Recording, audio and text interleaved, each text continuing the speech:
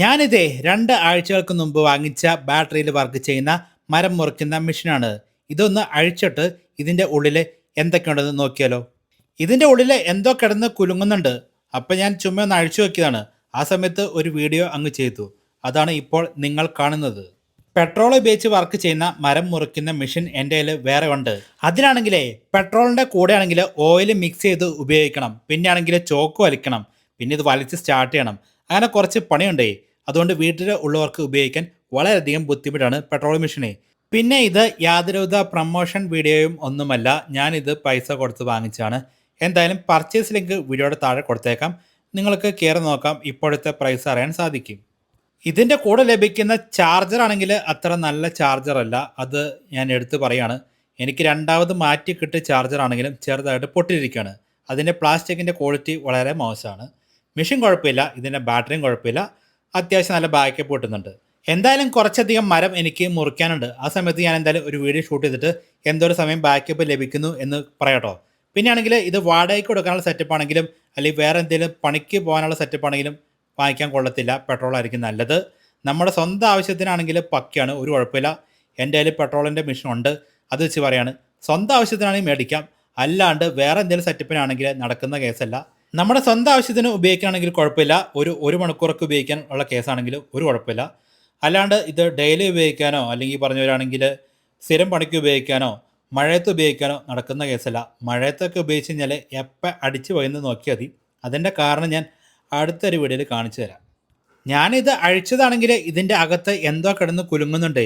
അതിപ്പോൾ എന്താണെന്ന് അറിയാൻ വേണ്ടി അഴിച്ചതാണ്. പിന്നെയാണ് എനിക്ക് മനസ്സിലായത് ഇതിൻ്റെ അകത്ത് നമുക്ക് ആ സ്വിച്ച് ഉണ്ട്, ആ സ്വിച്ചിൻ്റെ അടുത്ത് ലോക്കുണ്ട്. ആ ലോക്ക് ഒരെണ്ണം എക്സ്ട്രാ ഇതിൻ്റെ ഉള്ളിൽ കിടക്കണമായിരുന്നു. അതായിരുന്നു കിടന്ന് കുലുങ്ങിയതേ, വേറൊന്നുമില്ല. ഇത് സെറ്റ് ചെയ്ത സമയത്ത് അബദ്ധത്താൽ ഇതിൻ്റെ ഉള്ളിൽ പോയതാണ്, വേറെ ഒന്നും അല്ലായിരിക്കും. അങ്ങനെയാണ് എനിക്ക് മനസ്സിലായതേ. കാരണം ആ ലോക്കൊന്നും പോകാൻ ചാൻസ് ഇല്ല. ഇതാണ് ഇതിൻ്റെ ഉള്ളിലെ സെറ്റപ്പ്. 2 കൺട്രോളറുണ്ട്, പിന്നെ ആണെങ്കിൽ ഒരു മോട്ടറുണ്ട്, പിന്നെ കുറച്ച് വയറുണ്ട്, ഒരു ഓയിൽ ടാങ്ക് ഉണ്ട്, ഇതിൻ്റെ സ്വിച്ച്, പിന്നെ ഇതൊരു കൺട്രോളർ. പിന്നെ അവിടുന്ന് കുറച്ച് വയറൊക്കെ ഇറങ്ങി പോയേക്കാണ്. കുറേ വയറുണ്ട്. ആ വയറിങ്ങനെ പോയിട്ട് അടുത്തൊരു കൺട്രോളറിലേക്ക് പോവാണ്. അതിൻ്റെ മുകളിൽ ഒരു ഓയിൽ ടാങ്ക് ഉണ്ട്. ഇത്രയൊക്കെ ഉള്ളൂ. പിന്നെ ഒരു മോട്ടറുണ്ട്, പിന്നെ കുറച്ച് പ്ലാസ്റ്റിക് സംഭവങ്ങളൊക്കെ. ഇത്രേ ഉള്ളൂ ഇതിൻ്റെ ഉള്ളിൽ, വേറെ സംഭവമൊന്നുമില്ല. എന്തായാലും ഇതിൻ്റെ ഒരു പകുതി വരെയാണെങ്കിൽ ഇതിൻ്റെ കൂടെ ലഭിക്കുന്ന ആ ഒരു 40 വോൾട്ടിൻ്റെ ലിഥിയം ബാറ്ററിയും പിന്നെ അതിൻ്റെ ചാർജറിനായിരിക്കും കേട്ടോ. പിന്നെ ആണെങ്കിൽ ബാക്കി മെഷീന് ഇതിൻ്റെ ഒരു സെറ്റപ്പൊക്കെ നോക്കിയിട്ടേ നിങ്ങൾക്ക് എന്താണ് മനസ്സിലായത്? ഇതിൻ്റെ കണക്ഷനൊക്കെ കണ്ടിട്ട് ഇത് വലിയ സീനൊന്നുമില്ല. വളരെ സിമ്പിളായിട്ട് നമുക്ക് എന്തെങ്കിലും ഇഷ്യൂ ഉണ്ടെങ്കിൽ ശരിയാക്കാവുന്ന കേസേ ഉള്ളൂ, ഇതിൻ്റെ പാർട്സൊക്കെ ലഭിക്കുകയാണെങ്കിൽ. പിന്നെ ആണെങ്കിൽ ഇതിനകത്താണെങ്കിലേ നമ്മൾ ഇത് വർക്കിംഗ് ചെയ്യുന്ന സമയത്ത് നമ്മൾ എന്തായാലും ഓയിൽ ഒഴിച്ചു കൊടുക്കേണ്ട ആവശ്യമുണ്ട്. ഇപ്പം നമ്മുടെ നാട്ടിലൊക്കെ പലരും ഓയിൽ ഒഴിക്കുന്നത് പാം ഓയിലൊക്കെയാണ്. ഇതിൻ്റെ മെഷീനകത്ത് ഉപയോഗിക്കുന്ന സെപ്പറേറ്റ് ഓയിൽ നമുക്ക് വാങ്ങിക്കാൻ കിട്ടും, പക്ഷേ അതൊക്കെ ഉപയോഗിക്കുന്നവർ കുറവാണ്. കണ്ട പാം ഓയിലും കേടായ ഫുഡ് ഉണ്ടാക്കുന്ന ഓയിലൊക്കെ ആയിരിക്കും ഒഴിക്കുന്നതേ.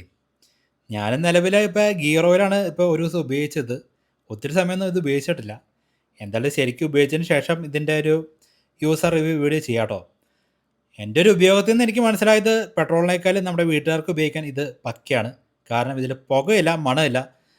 പെട്രോൾ മെഷീനേക്കാളും വെയിറ്റും കുറവാണ്. അതുകൊണ്ട് വീട്ടിലുള്ളവർക്ക് ഉപയോഗിക്കാൻ കുറച്ച് എളുപ്പമുണ്ട്. പിന്നെ സേഫ്റ്റിയൊക്കെ ഉണ്ട് കേട്ടോ ഈ സാധനത്തിന്, വലിയ സീനൊന്നുമില്ല.